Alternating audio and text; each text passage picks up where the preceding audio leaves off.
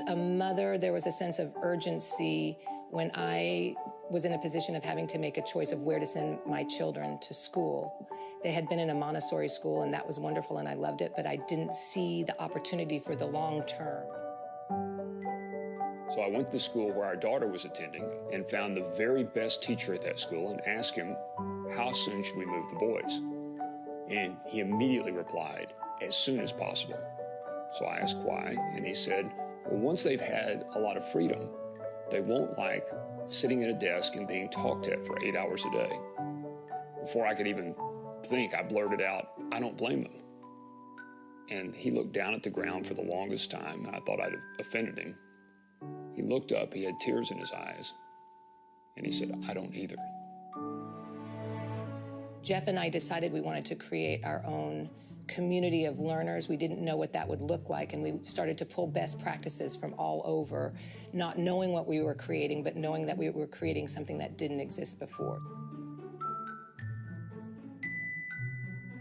There are really two modes of thought about how to improve education. There's the reform movement. We're going to take traditional education, public or private, and change it. And then there's the disruptive movement. We're going to actually create something entirely new from scratch.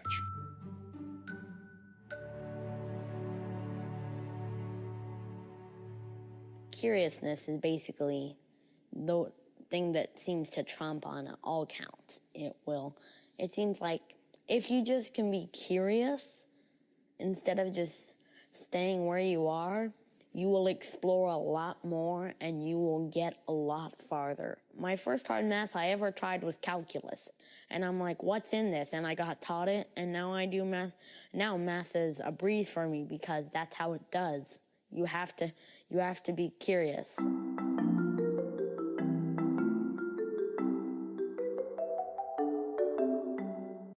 Really, the whole concept of students teaching themselves has been incremental. It's been a matter of trial and error.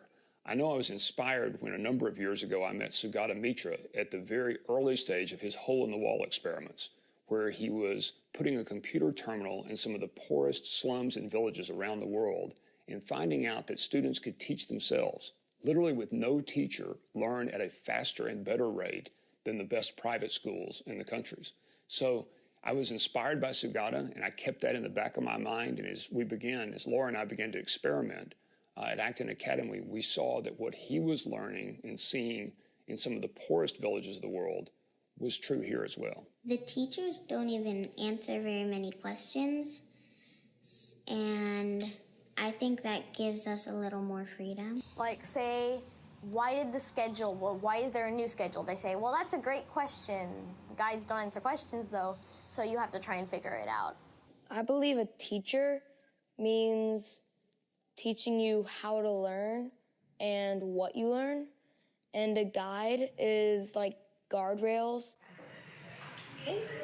Mine is 4 trucks and dream box and 2 trackers on my book. In 45 minutes? Okay. That's a challenge. That's great. This is Samantha. Yes. So, if I set both math goals, What do you think? Well, what's best for you in 45 minutes? Is it better for you if you spend that whole time focusing on one subject area? Or do you work better if you break it up? So then that's your decision. 192, 182, 172, 62. 162.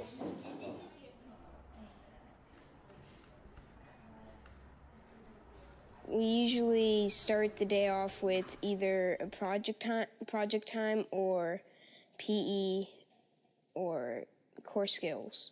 And core skills is basically our work time. It gives us time to work at our own pace and do math and reading and spelling. Dream box, and it's math. It's like you go like right here, and then you go to core skills, right? No, it's like you're there's different lessons. It's different lessons. Yes, it's hard. It's really challenging, and On Khan Academy, which is math, they have like algebra and geometry and trig, so we set goals for what we want to accomplish in that. And then we set writing goals because there's a journaling question every day. And then we set reading goals for how many books or pages a week. I read 2 hours a day, about, mostly. At public school, I actually almost didn't pass for reading, and now I'm scoring like 10th grade for reading, and we don't even actually work on reading comprehension at school, so it's kind of crazy.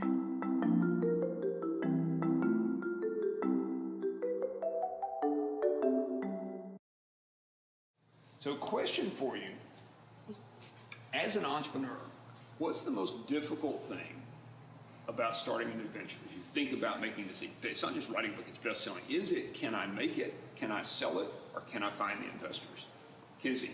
I think it's can I make it, because if you don't make it, you're taking a really big risk, and it's also a lot of money, so can you make it? Agree or disagree? I agree. I think it's can you make it, because if you never make it, you're not going to be able to sell it, you're not going to be able to pitch it to investors, so making it is the first step. Lillian? I'll agree, that's an agree. Claire? I disagree. I think that it would be finding the investors, because if you cannot find the investors, then you don't have the funds to make it, and then you can't sell it. The guides create a launch, lead the discussion, but they step out and let us go back and forth and discuss what it is. And the Socratic method is not just asking questions, it's asking questions that don't have a right answer. So it's not asking what is 2 + 2 = 4, because you cannot have a discussion about that, but you can have a discussion about what do you think about blank.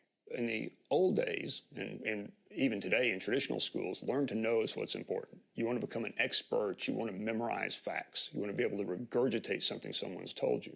Now, in an age of Google, that doesn't seem to make any sense. All information is free today. So we're focusing more on learning to do, taking real-world challenges. We have to do something courageous. You may have to go sell something. You may have to pitch an apprenticeship. You may have to get up and give a speech in the shoes of Winston Churchill. You learn to do something, not write a 3-part essay. I mean, our students can do that too, but they can also write an email that will get them a job. They can write a stirring speech in a historical figure's shoes. And by learning to do, getting up and doing something hard in front of people in a real-world exhibition, you learn to be, because it's the courage to do that that forms all the rest of character.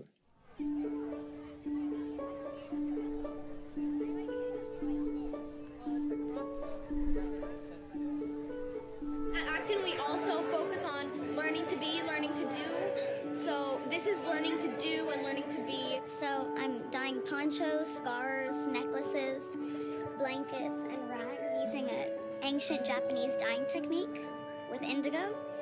And you fold and bind the fabric, and it's all natural dye. Everything here is homemade. So I have the granola is homemade, the lip balm is homemade, and the scrubs are homemade.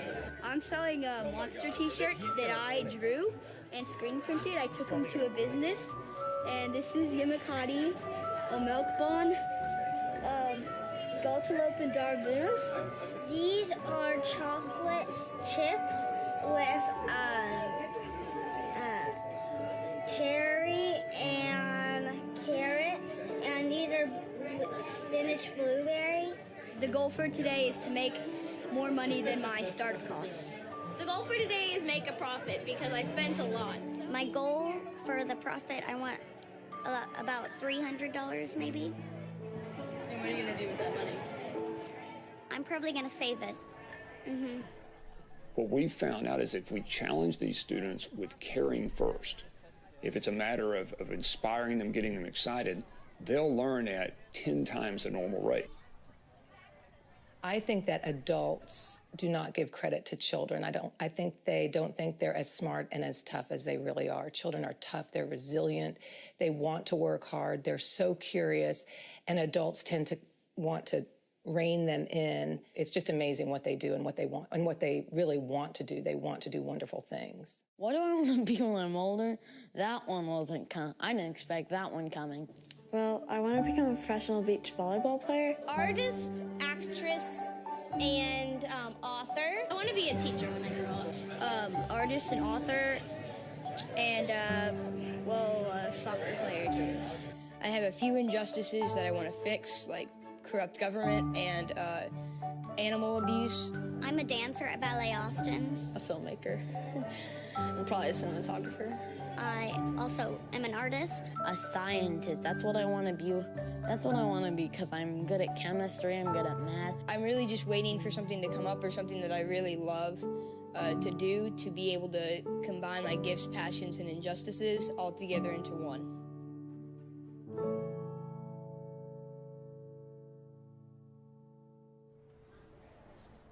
Elise, my twin sister, came to Acton in 5th grade. She went back to public school because she thinks it's better there. But I think she made the right decision because her thinking style, I don't believe is in the Acton method. She likes to listen and hear and be taught and be shown the way instead of making the way herself. Anyone really could be an Acton student. It just depends on how much motivation you have to work towards things. Some kids cannot stay at Acton because they grew up in the public school mentality of just, we'll tell you, spit it back on paper a month later and you'll be fine. So that's why some people have to leave. We've had 2 students choose to leave Acton Academy. I think it's a time in life when a certain child might need more direction, more instruction than Acton Academy gives. You have to be able to make your own choices and manage your own work to stay in the system. Most children love that, feel honored by that, feel empowered, love responsibility, rise to the occasion, and others it just takes a little longer to get to that point. 80% of our students, in our short history, we've figured it's 80 to 90% of our students will make it all the way through, and it's very natural. Acton is one of thousands of experiments that are going on now with disruptors around the country. And there won't be one size model like ours that fits everyone. There'll be thousands of models. Just like in the real world, there are thousands of different ways to do almost anything. But the concept and the belief that students can actually teach themselves and can learn on their own much better than inside a system, that's the idea that's revolutionary.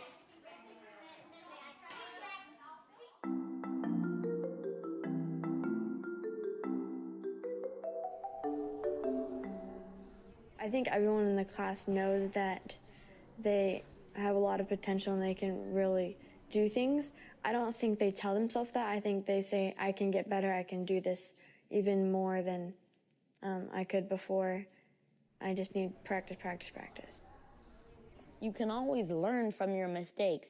So if I mess up on something on math, I can make sure I don't do the same thing twice over. You have a growth mindset, you're motivated to grow, and by the fixed mindset, you believe that making a mistake is, makes you feel bad and you feel ashamed of yourself. And others believe that making mistakes is an opportunity to learn. Most people at Acton are growth mindsets, I believe. Really, if you fail early, cheaply, and often, it's a great thing because then you learn and you can get back up and you won't give up the next time when you actually are failing in the real world. If at first you don't succeed, then you're in good harmony. There used to be a poster saying that and stuck to the refrigerator because that meant then it showed 4 important people today that failed and then succeeded. And then, because then that means you're learning off of stuff. That means you're learning and having a good time if you're failing. That means you're truly challenging yourself, not staying in your comfort zone the whole darn time.